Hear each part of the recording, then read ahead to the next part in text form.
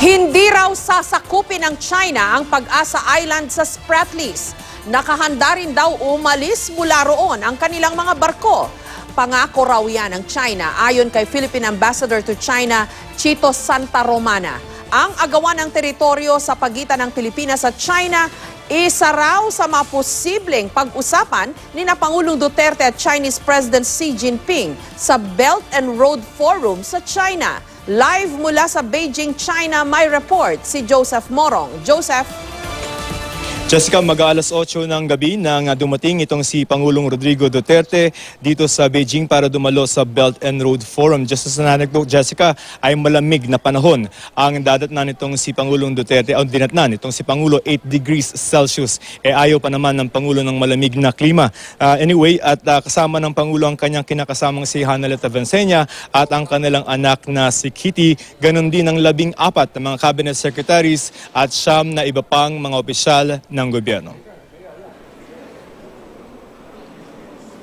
Sa ikalawang Belt and Road Forum sa Beijing, China, makakasama ni Pangulong Rodrigo Duterte ang mahigit 30 leader sa mundo sa isang forum na sinasabing showcase sa pagpapakitang gilas ng China. Ang Belt and Road Initiative ay isang foreign policy ng China na layong makipagtulungan sa iba't ibang bansa para sa kaunlaran. Speaker si Pangulong Rodrigo Duterte sa Leaders Roundtable sa April 27. Habang umaattend ng Belt and Road Forum dito sa Beijing, si Pangulong Duterte ay magkakaroon siya ng pagkakataon para sa isang bilateral meeting kay Chinese President Xi Jinping. Pag-uusapan ng dalawang leader ang masalimuot na issue ng South China Sea o West Philippine Sea.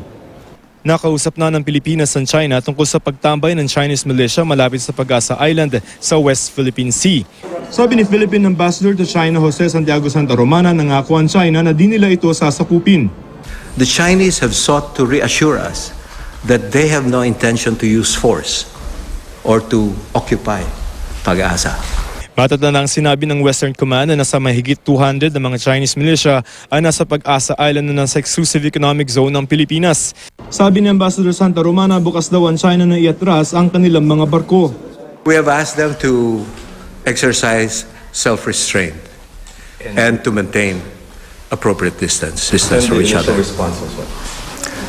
They're considering it. Pero mahihirapan daw kung ang panatag shoal ang pag-uusapan dahil nawala ng kontrol dito ang Pilipinas mula pa noong 2012. Naikwento ng Pangulo na dati na magitan ng Amerika sa Pilipinas at China na parehong umatras sa shoal pero Pilipinas lamang ang tumupad sa usapan. Kaya, Don't let another power talk on your behalf. Broker a deal that you cannot verify. You have to do it yourself and talk to them directly. So that's what we're trying to avoid. A loss of any territory that is under our control. Hold on to what we have. Jessica, bukas yung schedule nitong si Pangulong Duterte, yung bilateral meeting niya kay Chinese President Xi Jinping at meron din siya kay Premier Lee. At sa 26 naman, yung formal na pagbubukas ng Belt and Road Forum kung saan sa April 27 ay isa ang Pangulo sa mga napiling leader para magsalita. Jessica. Okay, Joseph, bakit posible pa lang na mapag-usapan ni President Duterte at ni President Xi Jinping itong teritoryo o agawan ng teritoryo sa pagitan ng Pilipinas at China? Why the word posible o possible? Ibig sabihin ba niyan, pwedeng matuloy, pwedeng mapag-usapan nila o pwede ring hindi?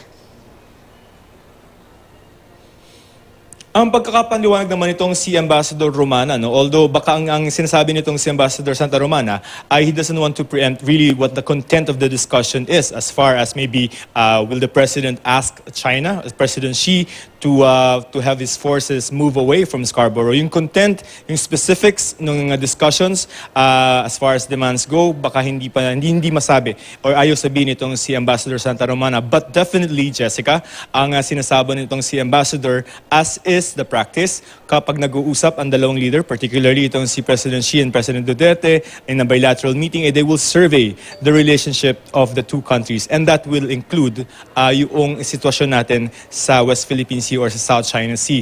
Ang sabi naman itong si Ambassador Santa Romana ay they don't avoid that kind of topic in their bilateral meeting, considering also the kind of relationship that President Duterte and President Xi enjoy, Jessica. Okay, dun sa sinabi ni Ambassador Santa Romana na pinangako raw ng China na hindi nila sasakupin yung mga isla na inookupahan na ng Pilipinas sa Spratlys. Ano ang pinanghahawakan natin?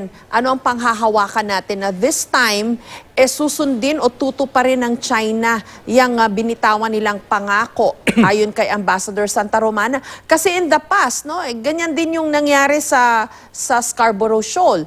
Parang sinabi, although yun nga, brokered by the United States na ang agreement is supposedly aalis na lahat doon. Umalis yung ating isang barko o dadalawa yata. Pero yung kanilang napakaraming barko hindi na umalis sa Scarborough o Panatag Shoal. And then speaking of the Spratlys, di ba? Nakapagtayo na yata ng fishermen's huts ang Pilipinas doon sa Sandy Cay, malapit sa Pag-asa Island.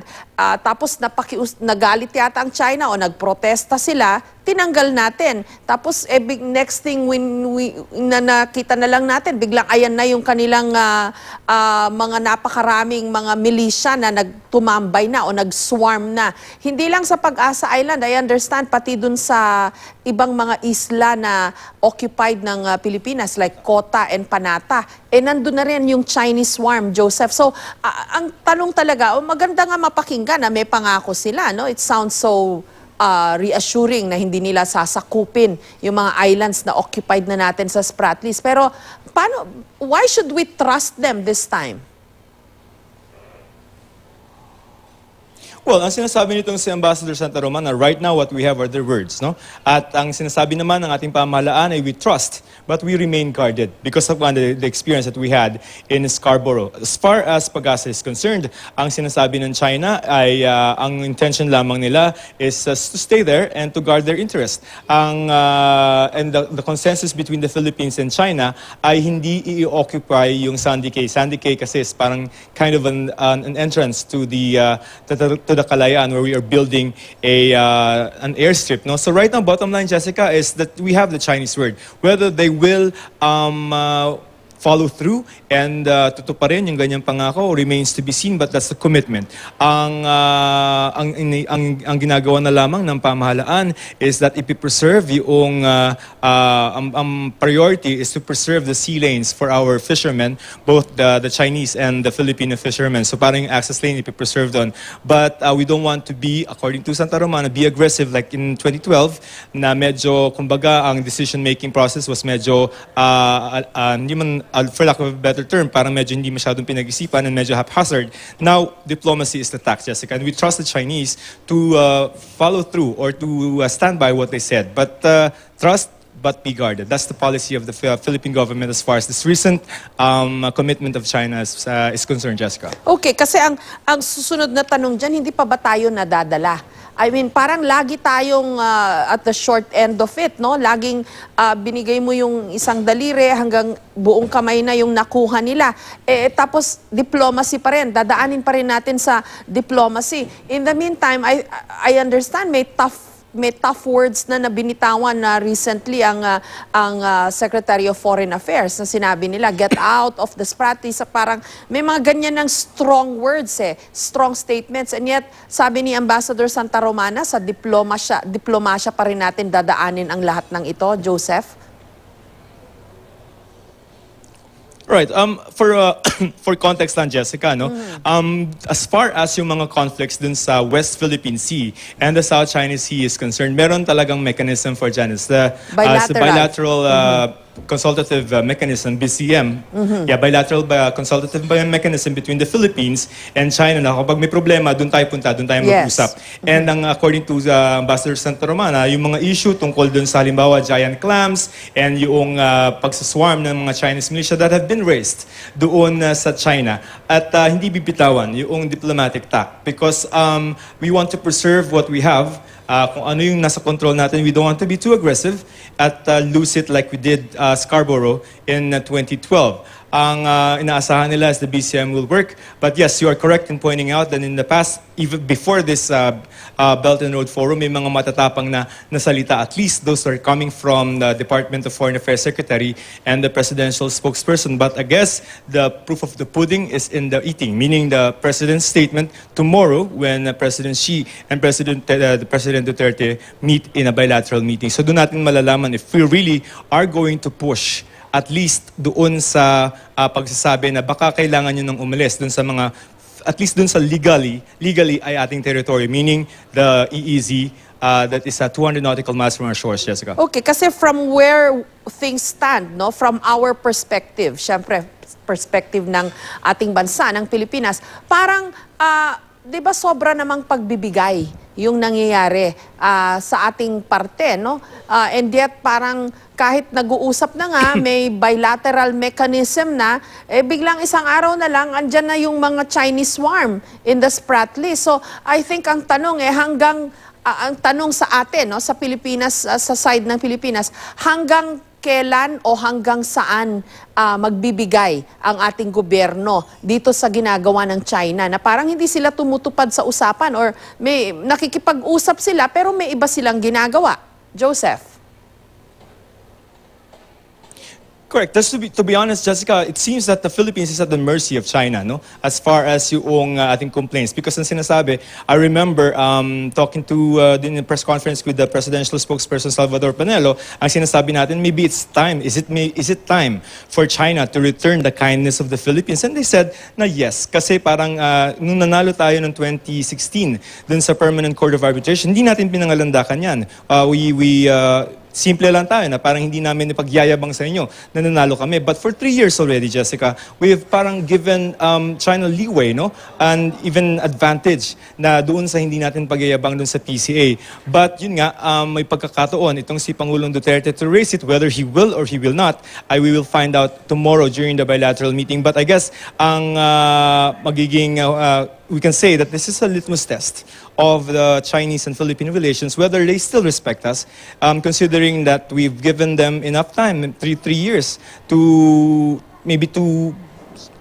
na hindi natin ginagalaw at hindi tayo nagsasalita. But this time, probably ay baka kailangan na ng Pilipinas, and whether it will or it will not depends on tomorrow's bilateral meeting, Jessica. Okay, kasi kumbaga sa usapan, no, bastusan na to nakikipag-usap sila, nakikipag-usap tayo ng maayos, pero itong biglang Chinese swarm sa Spratlys ay malinaw na pambabastos na yan, I think, no, sa atin.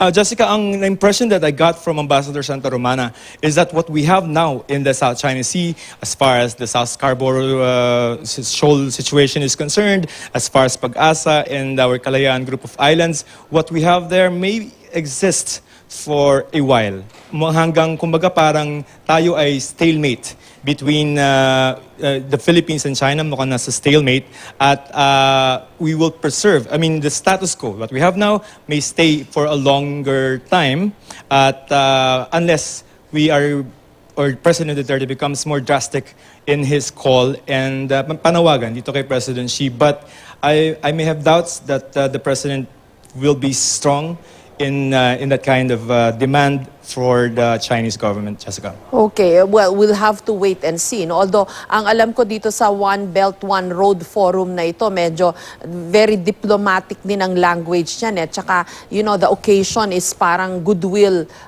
It's a chance for goodwill among the participant nations dyan. So, baka sabihin in the end is hindi tama yung okasyon to bring up thorny issues o yung mga irritant sa relasyon ng Pilipinas at ng China. But, we'll keep our fingers crossed and just keep us posted. Maraming salamat sa'yo, Joseph Morong.